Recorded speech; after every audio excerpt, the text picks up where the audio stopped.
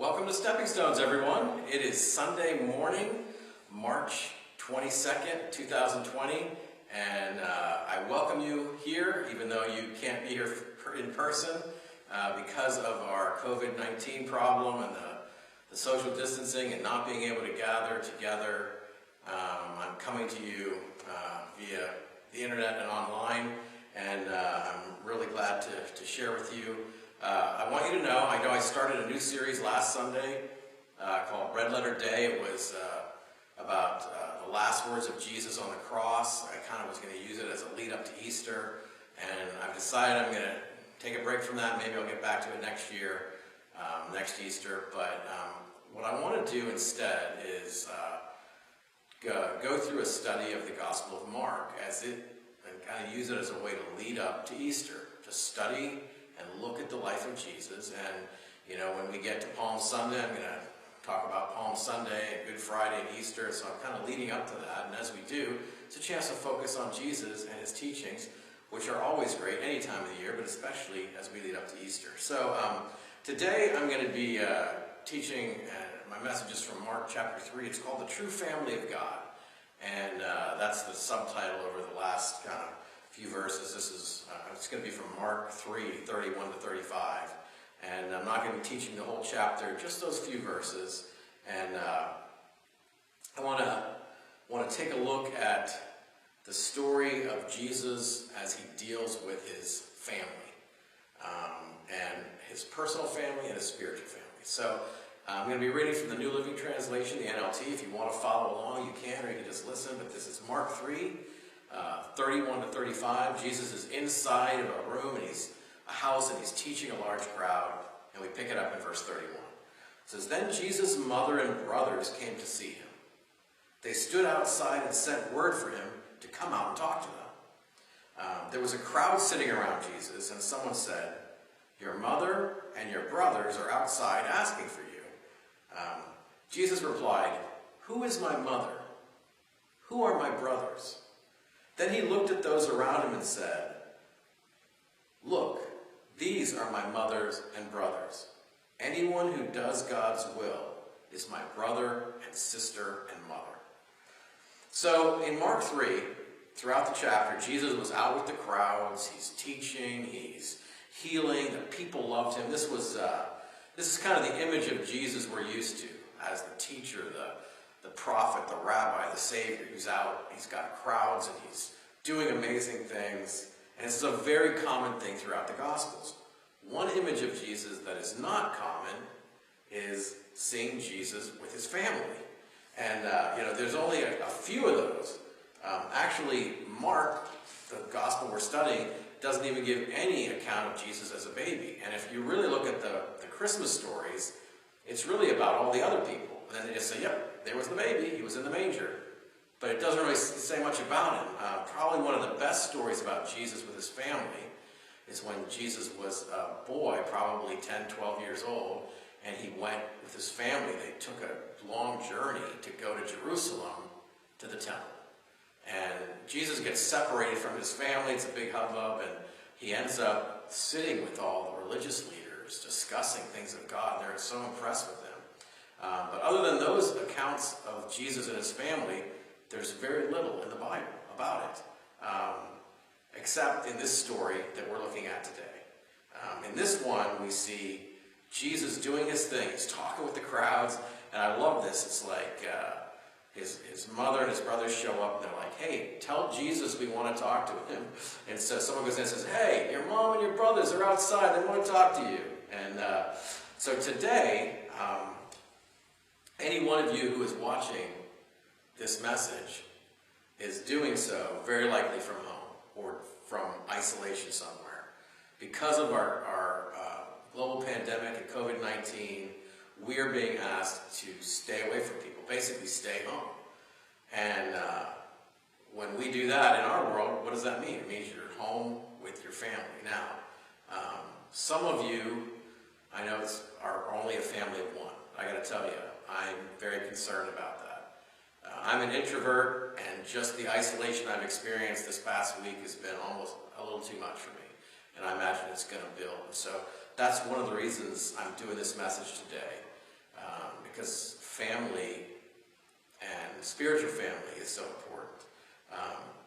But for many of you, including me, our family that we're isolated with is 2 or more. And, I kind of like that in this story that Jesus' family comes looking for him.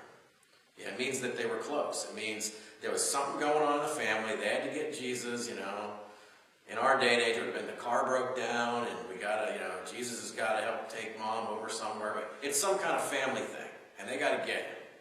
And so they go and say, hey, tell Jesus we need it. He's going to have to stop teaching. He's got to help us. But if you kind of read between the lines of the story, you sort of get the impression that Jesus didn't really want to stop what he was doing and go help his family. In fact, it doesn't say he did that. And so I want you to know over the next days, weeks, and very likely months, you're going to spend a lot of time with your family. And there are going to be times when you don't really want to talk with them, be with them. They're going to be like, hey, I need you for something. And you're going to be like, I don't think I want to go do that. You won't want them to call your name or ask you to do anything. And so I want to remind you of one of the greatest commandments of Jesus. And that was, the first greatest commandment was to love God with everything you have. The second was to love your neighbor as yourself. And I want you to know that this includes and really needs to start with your family. So I'm challenging you to fulfill God's commandment of love and to start with your family. Speak kindly to them. And if you can't, don't speak. Let your love be in action.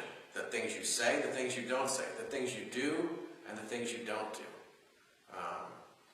But this is a challenge to love your family as Jesus has commanded us. Now, we have Jesus and his natural family. They're coming, they're knocking on the door, they're wanting, hey, come, tell Jesus he's got to come help us. But Jesus spins this. He uses this opportunity with his family to help people realize that God's family goes beyond blood relations.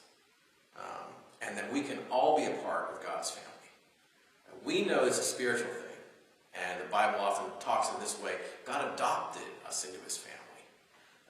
But we know that through faith, anyone can be a part of God's family. If you believe in Jesus, if he's forgiven your sins, and you've committed to live your life for him, Lord, save me. By faith, you are a part of God's family. And so Jesus talks about this. Here's the way he puts it. He says, anyone who does God's will is my brother and sister and mother.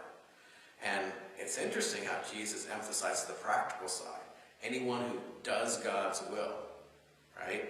Because we know it's by faith. And Jesus is already jumping ahead. He's saying, well, if it's really faith, it's going to impact what you do.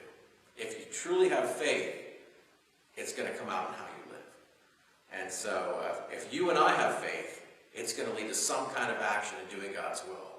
And so I challenge you to love your physical family, but I'm also challenging you to love your spiritual family. And of course, God calls us to love everyone. But I'm saying let's start with the obvious, the physical family that you're going to be spending a lot of time with. And secondly, the spiritual family, because we can't meet anymore. I'm trying to replicate here with my, up on stage with my table like I would be on a Sunday morning. But it's not like it is on a Sunday morning. We're all apart.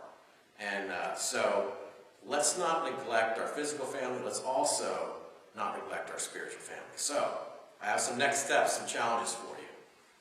First next step, commit to loving your physical family. The ones you're going to spend a lot of time with over the next few months. Just making a commitment. I'm going to love them. I'm going to do my best to love them. I'm going to bear with them. I'm going to forgive them. I'm going to love them. And I'm going to follow Jesus' command. Second, commit to love your spiritual family. What does this mean? Well, reach out to the people in church. We can't do it physically, but there are many other ways. Thankfully, we live in a time, there's so many ways. You can email, you can text, you can FaceTime, you can call, you can instant message, you can Facebook message, right? There's so many ways we can reach out to people. Second, pray. Pray for the people in the church. I know we're going to feel isolated, and I want us to do everything we can to say, God, help these people and help me to be a part of that.